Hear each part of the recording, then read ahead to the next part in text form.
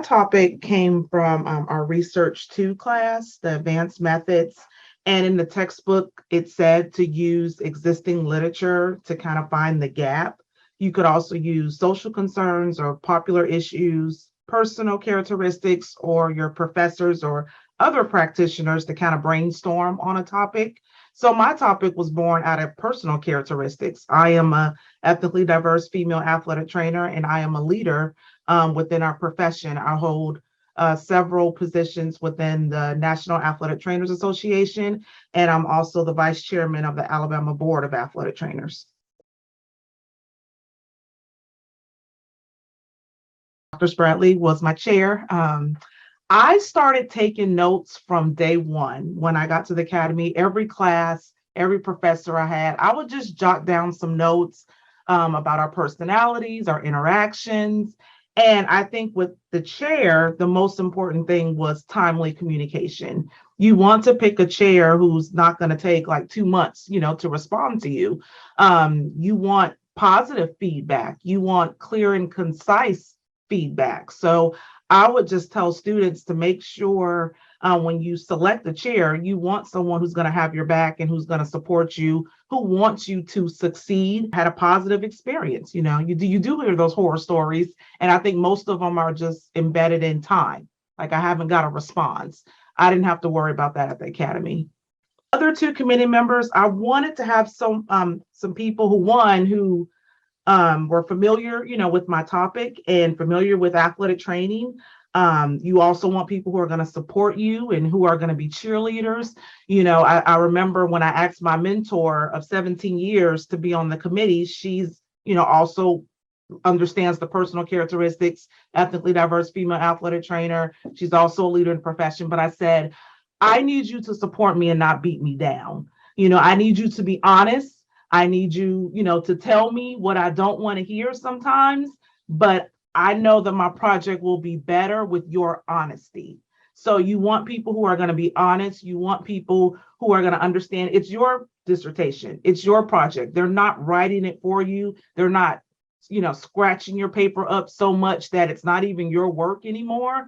You want that cheerleader, you want people in your corner, and you also want your committee members to be responsive. If you have questions, or if you just, are having a bad day, or you feel defeated, or you feel like quitting, you need someone that's going to pour into you and be like, no, just step away, take a break, come back to it, and just give you that advice to guide you through the process, because it is a long process and it's going to be up and downs, but your committee members should be there to support you and guide you. Challenging part was chapter 4, the stats. I had to just hire a statistician to help me and to mentor me and to teach me how to use SPSS. It's a hard process, but that's really the only way I got through it. I read in the dissertation manual to hire one, and I did from day one, so that I set my project up and knew what I was doing, why I was doing it, what we were going to run. I had to research, different, methods and, okay, what's correlation, but I had her to kind of hold my hand and to guide me through that and to help me with chapter 4, which is the results. I would say to expect challenges. Expect speed bumps. There's going to be hurdles. I had to go through IRB twice. I didn't expect that. You're just going to have unexpected delays. Just go into the process knowing that things are not always going to happen when you want them to happen or when you think they're going to happen. You have to be patient.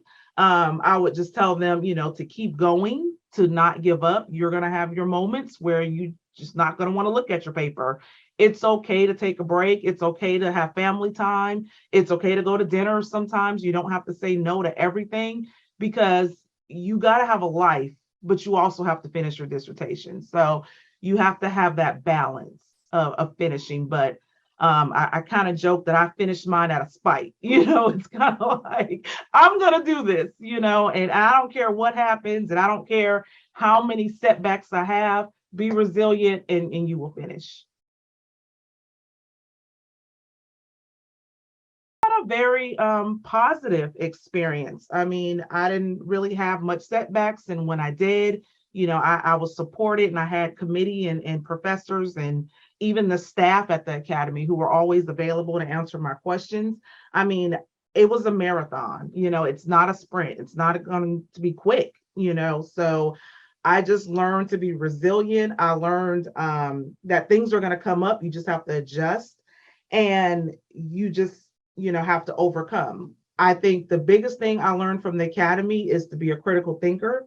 I learned how to apply what I was learning in my classes to the clinical setting. I am a athletic trainer at a secondary school, so I loved when I could apply that stuff, especially the leadership, aspect of it. I learned to refine my research skills. It had been years since I did a research project, so definitely got to fine tune that. And again, I learned to be resilient. You're going to get knocked down, but get back up.